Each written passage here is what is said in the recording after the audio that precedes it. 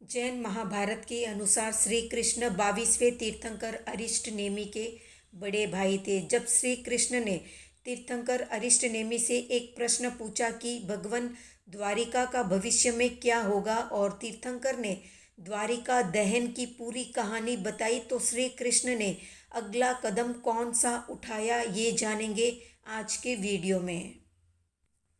आगे बढ़ने से पहले चैनल पर नए हैं तो सब्सक्राइब कर दीजिए और वीडियो को लाइक। जब वासुदेव श्री कृष्ण ने द्वारिका के विनाश की भविष्यवाणी तीर्थंकर अरिष्टनेमि से सुनी तो उनके अंदर में दीक्षा लेने के भाव जागृत होने लगे, किंतु पूर्व भव में किए गए निदान के कारण वासुदेव कभी भी दीक्षा नहीं लेते। इसलिए श्री कृष्ण ने सोचा कि मैं दीक्षा तो नहीं ले सकता, किंतु दूसरों को दीक्षा लेने की प्रेरणा तो अवश्य ही दे सकता हूँ।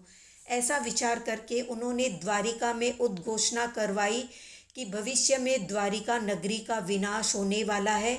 इसमें रहने वाले सभी प्राणी अग्नि में जलकर नष्ट हो जाएंगे। इसलिए शीघ्रातिशीघ्र घर संसार का मोह त्याग कर भगवान अरिष्टनेमि के पास जो भी दीक्षा धारण करेगा या ग्रहण करेगा और मनुष्य जन्म को सार्थक करेगा, उन सारे ही दीक्षित भव्य आत्माओं के सगे संबंधी बालक, वृद्ध या रोगी होंगे। उनकी पूरी जिम्मेदारी मैं वासुदेव श्री कृष्ण उठाऊंगा। ये उद्घोषणा सुनकर श्री कृष्ण की आटोपट रानियाँ और अन्य रानियाँ, पुत्र वधुएं, राजकुमार और द्वारिका के अनेक नागरिक विरक्त होकर भगवान अरिष्टनेमि के पास दीक्षित हो गए।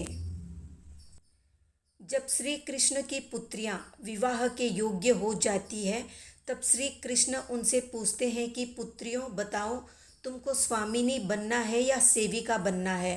तब राजकुमारियां कहती है कि हम स्वामिनी होना चाहते हैं, हमें सेविका नहीं बनना है। तो कृष्ण कहते हैं कि यदि तुम्हें स्वामिनी बनना है और अपनी माताओं के समान श्री अरिष्टनेमि प्रभु के चरणों में दीक्षा लेनी होगी, क्योंकि सभी साधु साध्वी मेरे लिए वंदनीय और पूजनीय है और संसार के जितने भी राजा और महाराजा है वे सभी मेरे सेवक हैं। इसलिए तुम उनसे विवाह करके मेरी सेविका ही बनकर रह जाओगी।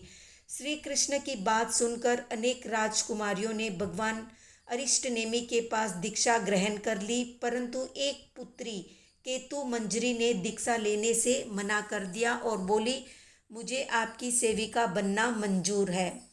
पुत्री की बात सुनकर श्री कृष्ण सोचने लगे कि मुझे कुछ ऐसा उपाय करना चाहिए ताकि अन्य पुत्रियों की तरह ये पुत्री भी अरिष्टनेमि के पास दीक्षित हो सके और विवाह करने का विचार त्याग दे।